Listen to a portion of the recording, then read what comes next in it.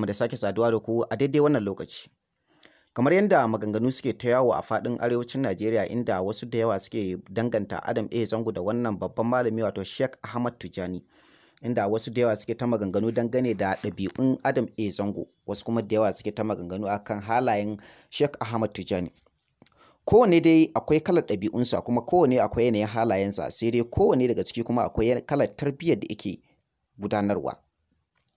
Sai dai akwai ƙalubale da yake ta yawo a yanzu, kuma ake ta maganganu a kansa a yanzu, inda wasu da yawa suke ta maganganu kuma suke faɗan baƙaƙen maganganu akan hakan, inda wata sabuwar rigima mai zafi ta ɓalle a dangane da haka, musamman ma dangane ga magoya bayan Adam A. Zango da kuma wanda suke goyon bayan Sheikh Ahmad Tijani.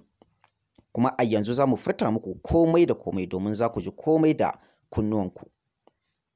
Sai dai kafin nan bari mu zagaya ɓangaren abubuwan da kuke yawan kiran mu a waya. Ga wayanda suke buƙatar harkar YouTube channel za su iya mana magana ta wannan phone number namu domin buɗewa ko kuma siya ko kuma gyaran da ya kunshi harkar YouTube channel. Sannan kuma ga wayanda suke buƙatar ba mu tallalluka, ku sani cewa kowane mutum yana da damar da zai iya ba mu talla domin tallata hajarsa ko a ina yake, kuma cikin farashi mai sauƙi mai rahuza.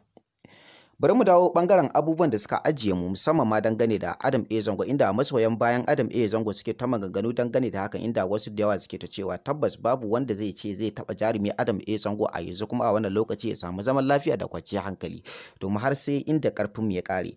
Akwai wani da yawa suke ta ƙoƙari su gaggaya mana maganganu dangane da hakan, inda wasu da yawa suke ta cewa jarumi Adam A. Zango yana yin wasu abubuwan da ba su dace ba, musamman ma dangane rawa, fim da dai sauransu. Babu wani wanda ya isa ya ce yau gashi Adam A. Zango ya yi abin da bai dace ba ga wani ko kuma ga wata, kuma babu wani wanda ya isa ya ce ga Adam A. Zango ya kawo abin da za a ce ya ɓata addinin musulunci ko kuma ya ɓata tarbiyyar wata ƴa mace ko kuma ɗa namiji. Kuma babu wanda ya isa ya ce yau gashi Adam A. Zango ya ci zarafin wani ko ya ci zarafin wata domin tana nema ko yana nema a gare shi. Kuma babu wanda ya isa ya ce yau gashi yau Adam A. Zango ya zo yana ɓatanci ga wani ko ga wata domin ana nema a gare shi ko yana nema a gare shi. So Adam A. Zango yana abubuwa daban-daban, wayanda abubuwan sun shafi ɓangarorika daban-daban, musamman ma dangane da taimakon addinin musulunci ga kuma masoyan addinin musulunci, har ma izuwa ga mabiya addinin musulunci, kai har ma izuwa ma'abota addinin kiristanci. Domin Adam A. Zango ɓangaren taimakonsa bai ajiye kowa ba, kuma bai dakushe kowa ba, kowa yakan yi mishi taimako kuma yakan taimaka mishi ga dukkanin abubuwan da ya kamata. Kuma idan za a ce za a sa masu goyon baya kuma masu tallafi, masu ba da gudunmawa ta